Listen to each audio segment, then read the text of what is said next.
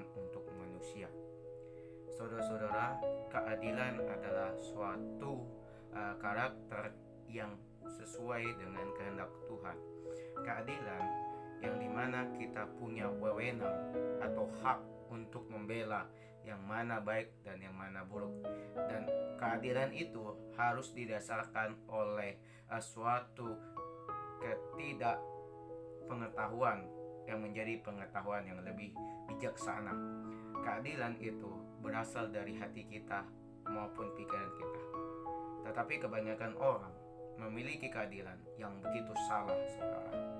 Dan kita tahu keadilan itu sekarang ini tidak ada lagi, yang mana banyak manusia yang selalu menghakimi, selalu melarang orang Kristen untuk beribadah, dan tidak mau bersosialisasi atau mengharamkan, mengkafirkan orang lain.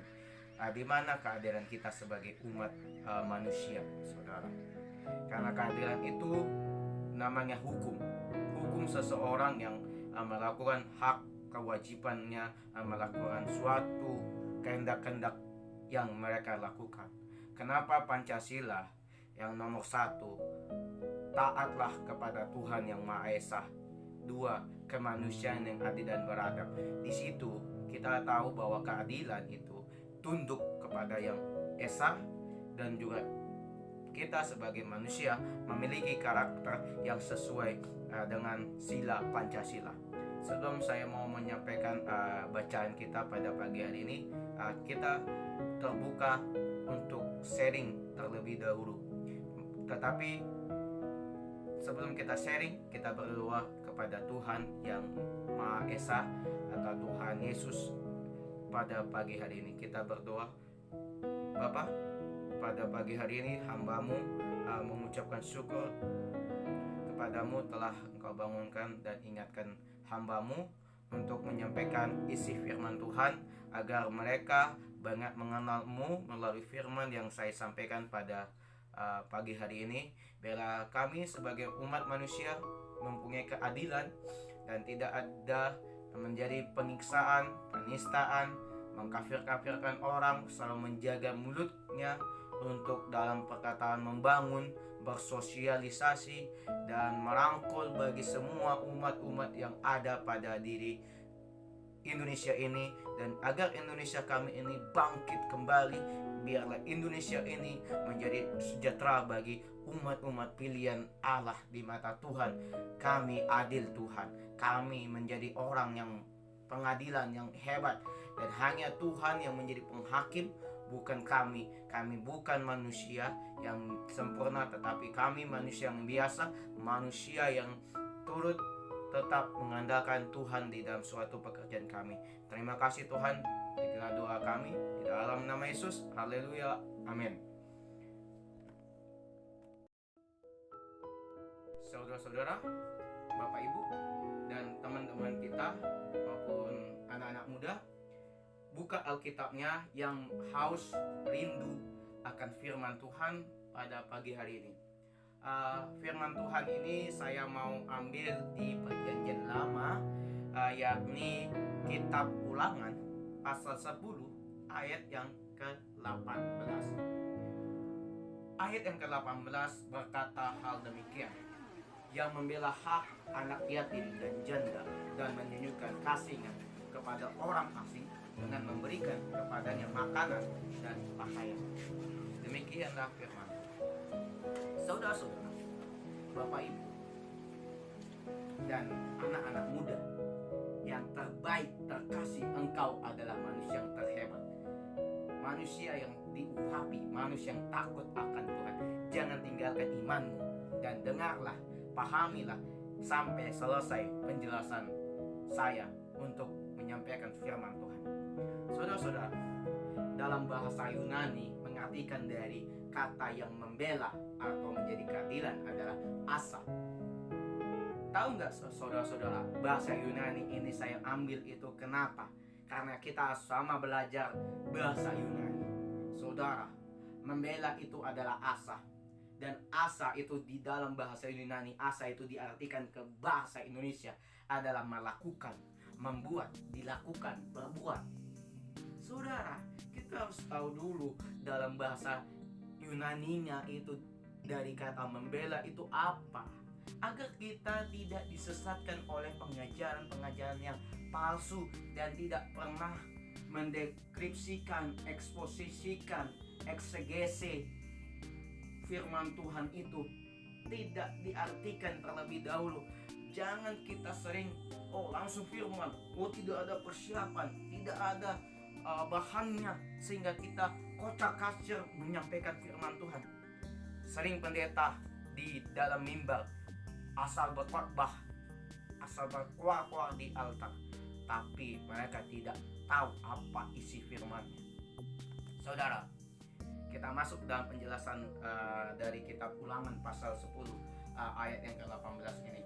Saudara-saudara, firman ini bermanfaat bagi kita agar kita sebagai anak-anak murid Yesus haruslah memiliki sikap yang membuat melakukan pembelaan suatu hak yang benar, milik atau kepunyaan kepada anak-anak yatim dan seorang janda.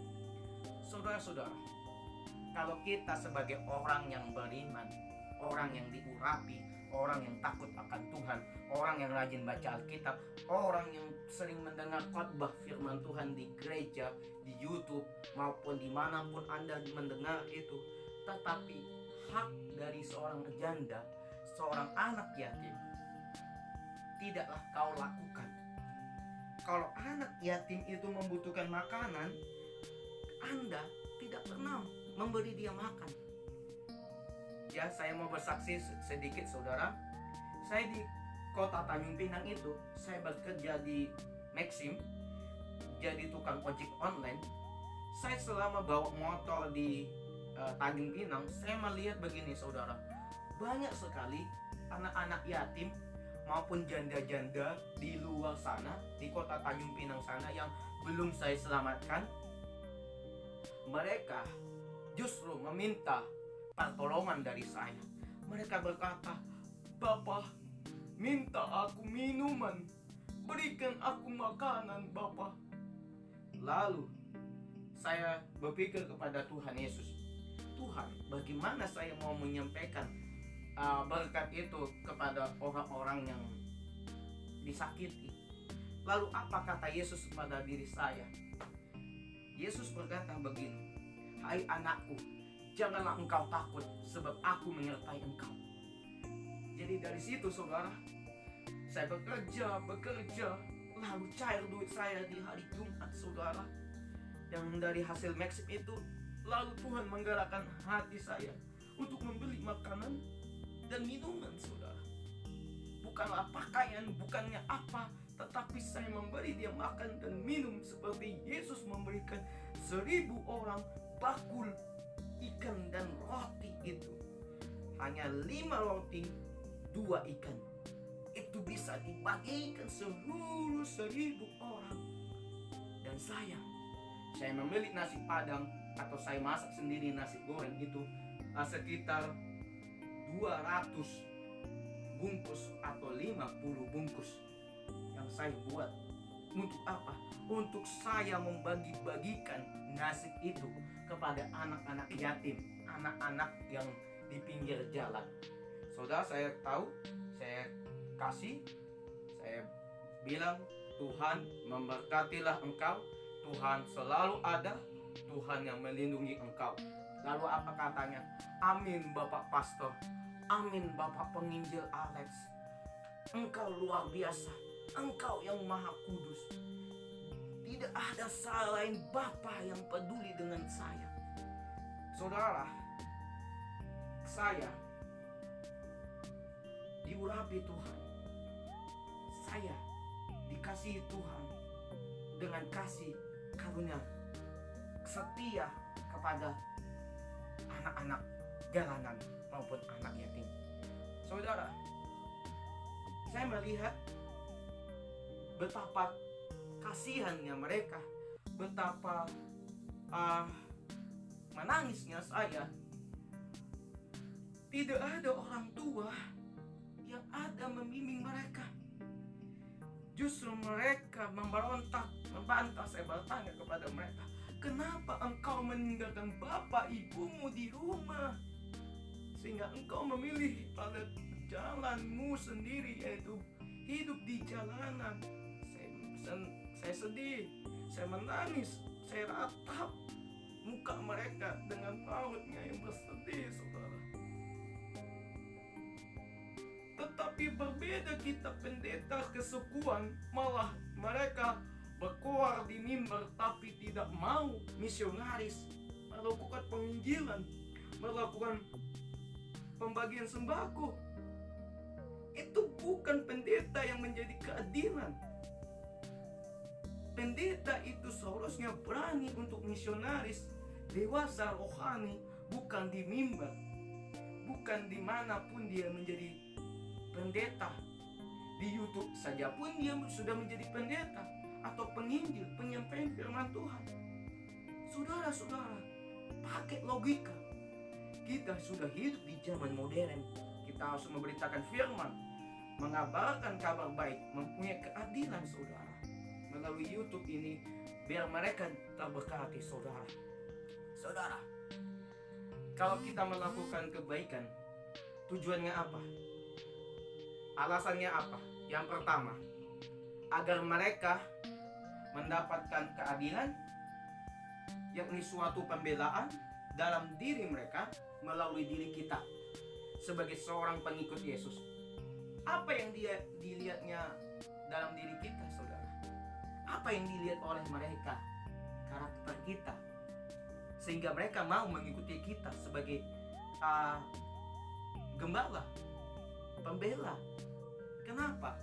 Ya, poin yang kedua, saudara, kita harus menunjukkan karakter seperti Yesus, yaitu apa? Kasih, kesetiaan, keadilan yang adil bagi diri kita dan bagi orang. Dan kita sebagai murid-murid Yesus, kita tidak menindas mereka segala kesalahan yang mereka lakukan, saudara. Maka dari itu, saudara, anak-anak jalanan justru mereka menangis karena saya meninggalkan mereka. Mereka menganggap saya ini bapak.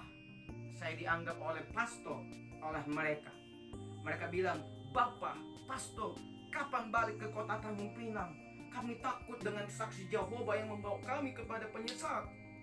Engkau menjadi pembela kami, utusan Allah, utusan Nabi. Engkau adalah Nabi. Dibilang rasul. Oke, kita anggap rasul, kita toleransi. Pertanyaan saya, kenapa pendeta suku tidak mau bersosialisasi terhadap orang fakir miskin yang di jalan-jalan? Kenapa pendeta karismatik justru menolong mereka, mengasihani mereka, mencintai mereka, memperdulikan anak-anak jalanan? Orang karismatik memiliki sikap yang menekankan suatu keadilan yang dari Tuhan Yesus. Kami tidak hanya berkoar di mimbar, tapi berkoar dimanapun di jalan-jalan untuk memberitakan, membuktikan, menyampaikan news atau berita tentang kebaikan-kebaikan kasih Tuhan melalui diri kita. Tetapi ingat, saudara, hawa nafsu tidak boleh ada pada diri kita sebagai orang yang beriman. Kalau kita masih memiliki nama hawa nafsu di dalam diri kita, kita yang terhempas dan meninggalkan Tuhan sedikit apapun itu. Ya, saudara. Yang ketiga, hendaklah kita sebagai murid-muridnya Tuhan Yesus, harusnya kita memiliki sikap yang adil seperti Yesus Kristus. Kenapa? Coba Anda renungkan. Kenapa kita harus memiliki sikap yang adil seperti Bapa kita, yaitu Tuhan kita atau guru kita yang besar, yaitu Yesus? Kenapa? Ini alasannya, saudara. Yesus sendiri memiliki sikap yang adil, kasih, jujur, membela siapapun. Mereka tidak membedakan suku, ras, agama, jenis kelamin, dia tidak membedakan. Kenapa justru kita sebagai umat manusia selalu membeda-bedakan? Seringkali kita melihat pendeta kesukuan menanyakan, kamu kalangan dari mana? Kamu orang mana? Gereja mana? Lalu kita jujur, kita mengatakan, aku dari karismatik Bapak, aku orang Batak, aku tidak pakai adat. Lalu mereka langsung menghakimi, langsung marah-marah, langsung mengatakan, kau babi, kau anjing, kau haram, kami akan bunuh engkau karena engkau tidak taat akan adat. Di sini pertanyaan saya,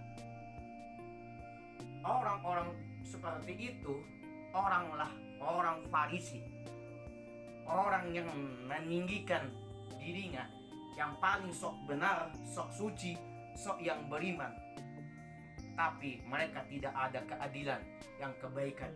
Kebusukan pendeta, saya akan membongkar kebusukan pendeta-pendeta zaman sekarang. Yang pertama, tidak adil, menipu jemaat. Ketiga, tidak ada sopan santun kepada kalangan-kalangan. 4, mereka anti dengan karismatik. 5, memperoroti jemaat. Ini 5 kebusukan pendeta di zaman sekarang. Kesukuan itu, biar Anda tahu bahwa seorang hamba Tuhan tidak boleh ada 5 sikap yang busuk ini. Karena saya paling tidak suka kalau orang sebagai pendeta suku itu sok paling dia benar, paling suci, paling dia hebat di muka bumi ini. Seperti dokter Manggala Sagala atau siapapun itu yang S3 itu, yang dari gereja Metodis itu, orang Batak itu, maupun di mana orang-orang Batak itu, saya mau bilang, dokter apa, Mangapur Sagala lah, mau apa itu, dokter Manggala Sangapul itu, Sagala itu, nggak tahu aku, Mangapun Sagala atau apa. Justru mereka, gereja-gereja suku itu, Metodis itu, tidak ada kasih, tidak jujur, tidak adil. Justru mereka menghina orang-orang, menindas anak-anak yatim. Mereka iri kepada kalangan-kalangan karismatik yang melakukan mujizat kesembuhan. Mereka mengatakan bahwa bahasa Roh Kudus itu, bahasa karunia itu adalah sesat.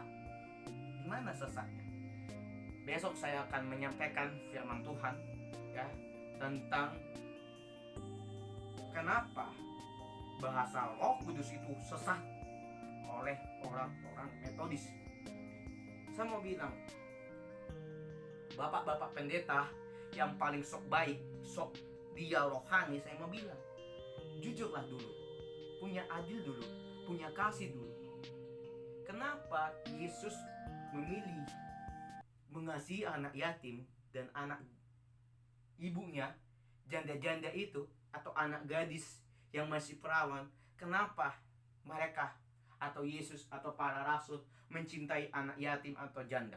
Karena dia memiliki kasih, keadilan, jujur, dan membela, bukan menghakimi, menjas anak-anak yatim, anak sama janda-janda, bukan. Tetapi Yesus melakukan hal seperti itu agar ada suatu cerminan bagi diri kita untuk melakukan suatu kebaikan yang dilakukan oleh sang guru kita. Saudara, anak-anak muda, saya mau bilang sama saudara anak-anak muda, jangan kita tidak adil siapapun. Kita ke gereja bukanlah tempat di mana kita memohon, karena gereja bukanlah bait suci Allah. Gereja hanyalah gedung. Gereja tidak ada alirannya, tapi gereja itu adalah tempat atau gedung. Tapi engkau masuk dalam suatu ruangan atau gereja Gereja adalah orang-orang yang terpanggil dari gelap menuju terang. Itu namanya gereja. Kumpulan-kumpulan orang-orang yang berdosa masuk ke dalam keterangan. Bukan gereja, bukanlah gedung. Gereja bukanlah bait Allah, bukan. Sering kita salah mengartikan gereja itu sebagai bait Allah, prioritas. Tiap minggu harus ke gereja, tiap minggu kita beribadah. Tidak. Itu orang-orang bodoh yang pemikiran yang tidak adil. Saya mau jujur sama saudara, gereja bisa kita lakukan di mana saja. Mau di rumah, mau di kantor, mau di taman, mau kita di mall, kita nonton bioskop, kita berdoa, kita bersujud kepada Tuhan dan berkata, haleluya, Tuhan Yesus yang memberkati kita. Tuhan Yesus yang selalu ada. Tuhan Yesus yang melindungi. Kita beribadah di hari Senin sampai Jumat. Tiap pagi kita beribadah. Bukan di gereja saja kita beribadah, tapi Senin sampai Jumat kita beribadah. Saudara, saya sebagai orang yang beriman, setiap hari saya beribadah. Bukan di gereja, tapi setiap hari Senin sampai Jumat kita beribadah. Ya, begitulah firman Tuhan pada pagi hari ini.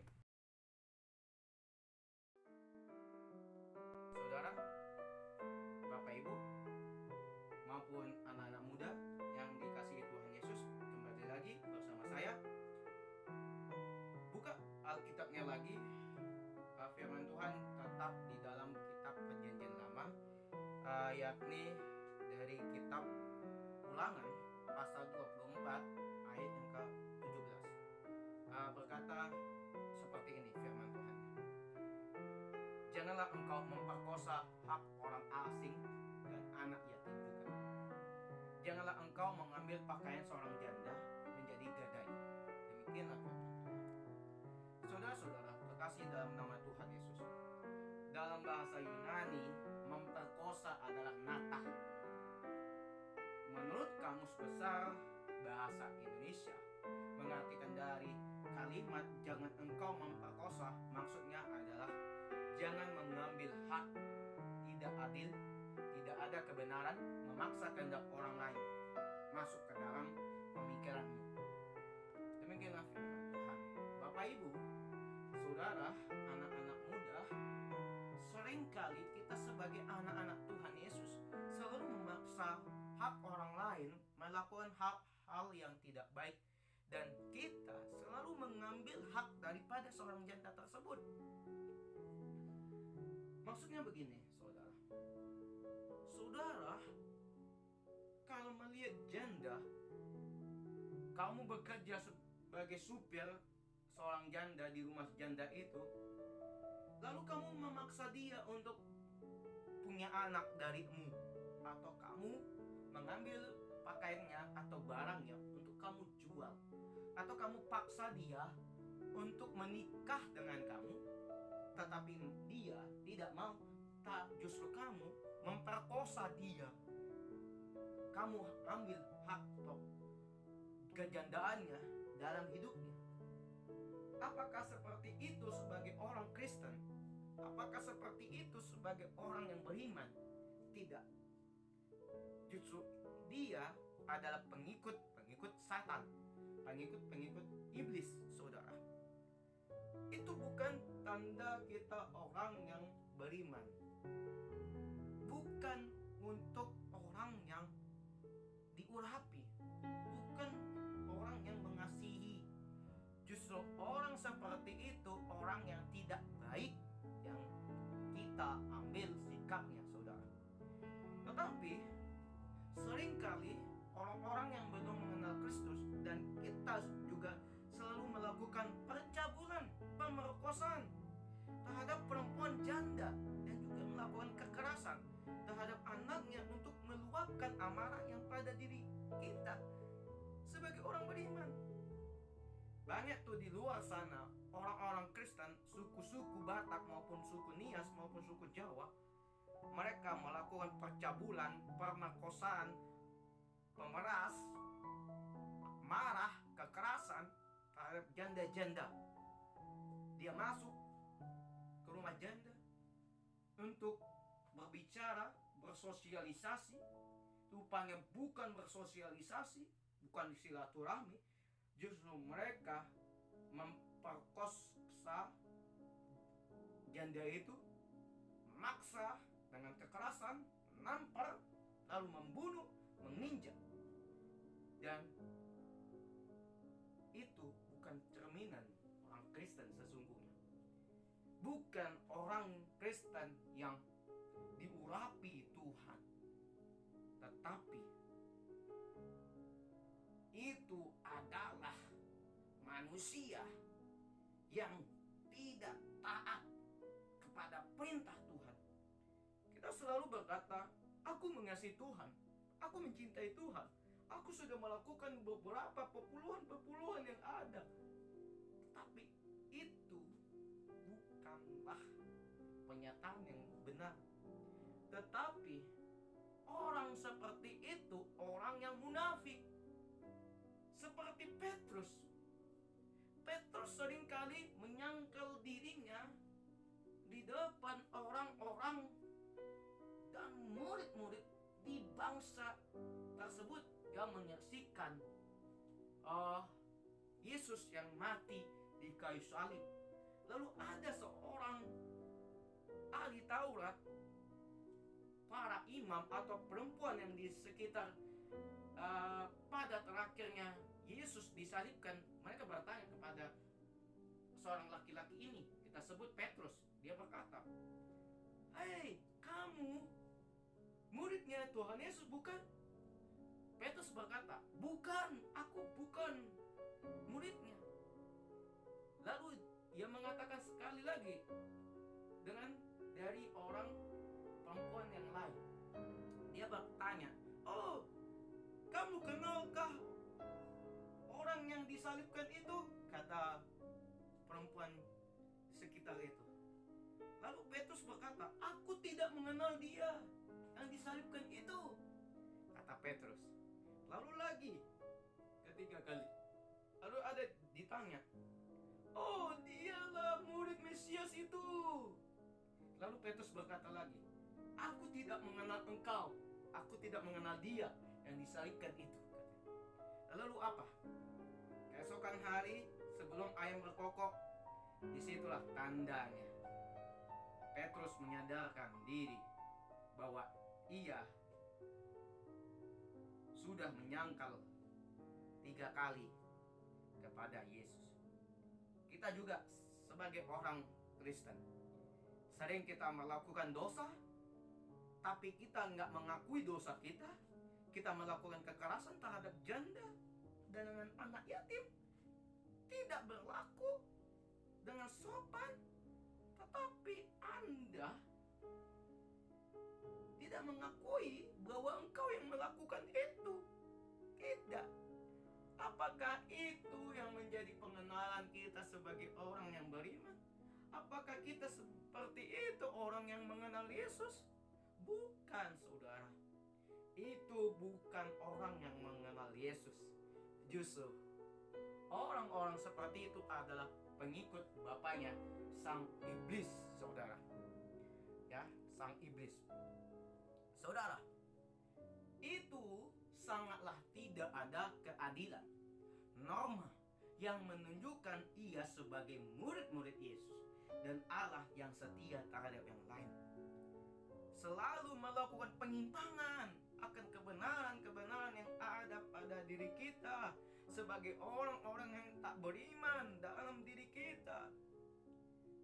Tetapi ingat, saudara, Yesus Kristus sendiri tidak pernah melakukan penyimpangan akan kebenaran.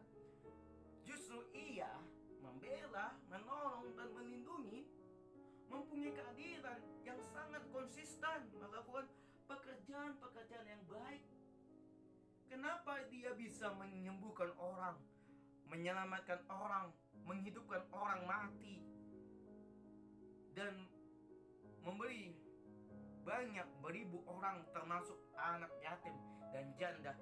Kenapa Yesus mau duduk bersama cewek-cewek sundal, orang-orang perzina, perempuan-perempuan yang melakukan seks bebas terhadap hidung belang, cocok lain? Kenapa? Karena Yesus berkata, orang membutuhkan tabib untuk menyembuhkan, tetapi orang-orang berdosa membutuhkan pertolongan, kasih, penyemangat, yaitu siapa? Aku. Kata aku di situ kita garis bawahi, kita artikan dulu Yesus. Yesus itu sebagai mana? Sang Mesias. Sang Mesias, saudara. Sang Mesias. Kita punya keadilan. Ya, saudara. Tokoh Alkitab yang memiliki sikap keadilan, kita perlu mengikuti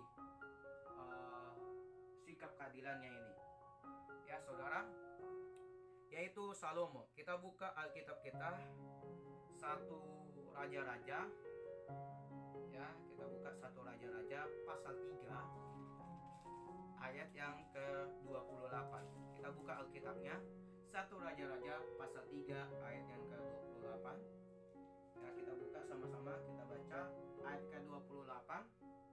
Ketika seluruh orang Israel mendengar keputusan hukum yang diberikan raja, maka takutlah mereka kepada raja, sebab mereka melihat bahwa hikmat daripada Allah ada dalam hatinya untuk melakukan keadilan.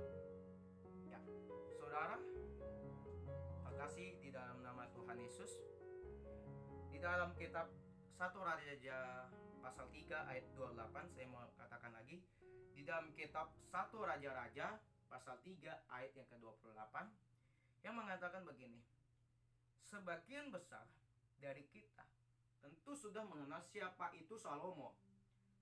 Apakah sudah mengenal siapa Salomo itu? Salomo merupakan raja yang dikenal dengan kebijaksanaan. Selain itu, ia juga keadilan, atau selain itu ia juga dikenal sebagai tokoh Alkitab yang bersikap adil. Keadilannya yang dibuktikan dari Salomo itu nyata. Ketika ia harus memilih keputusan mengenai hak kepemilikan seorang, suatu hari datang 2 orang perempuan menghadap Raja Salomo. Keduanya ini sama-sama melahirkan anak dan diam di dalam rumah.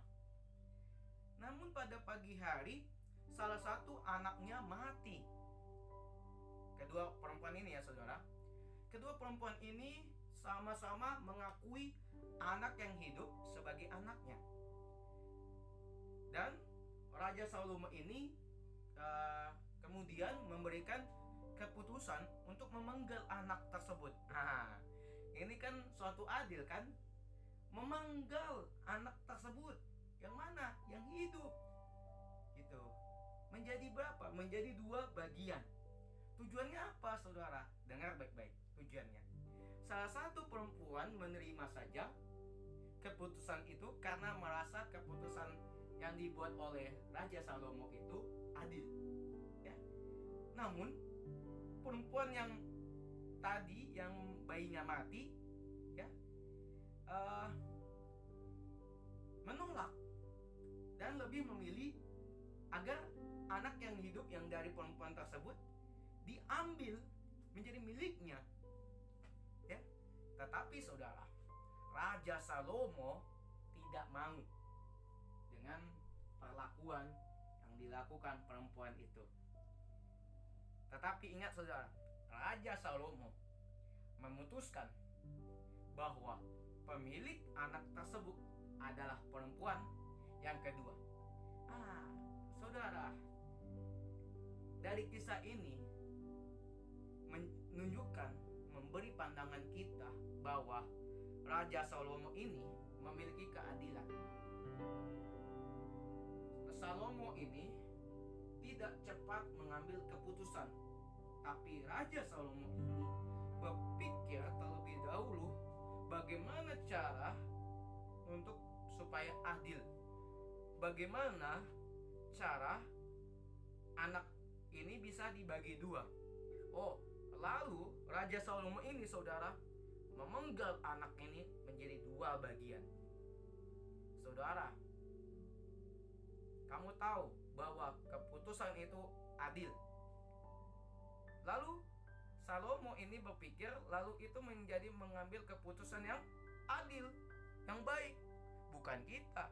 Kita langsung mengambil keputusan yang tidak semena-mena dari pikiran kita. Ini juga untuk saya, bukan untuk saudara, tapi ini untuk kita semua. Bukan untuk saya, bukan untuk saudara, tapi untuk kita semua di dalam dunia ini. Baik, saudara, kita tutup dengan doa. Terima kasih Tuhan atas firman yang Kau sampaikan melalui hamba-Mu untuk teman-teman kami, saudara-saudara kami, pemuda kami. Biarlah mereka bisa menonton YouTube channel saya di Injil Kristus Official. Tuhan, tolong mereka, ajarkan mereka Tuhan menjadi manusia yang adil, takut akan Tuhan, kembali kepada Yesus, dan berpikir sebelum memberi pandangan atau mendapatkan suatu konsisten komitmen, ada perubahan dalam diri kami sebagai anak-anak muda, agar kami tidak jatuh jauh dari-Mu Tuhan Yesus. Inilah persembahan kami. Kami tidak ada punya apa-apa. Kami ini hanya manusia yang rapuh, manusia yang lemah, manusia yang masih hidup hura-hura. Tapi kami berharap tuntunan Roh Kudus ada pada diri Engkau dalam diri kami. Saudara, kami merindukan berkat daripada hamba. Mari angkat saudara-saudara tangannya ke atas. Kita akan terima berkat dari Allah Bapa. Mari kita angkat tangan kita. Kasih karunia Tuhan yang datang dari Allah Bapa, kasih, cinta, damai, kesabaran, jujur, adil daripada Allah Bapa, biarlah menjadi sukacita yang ada pada diri kami Tuhan.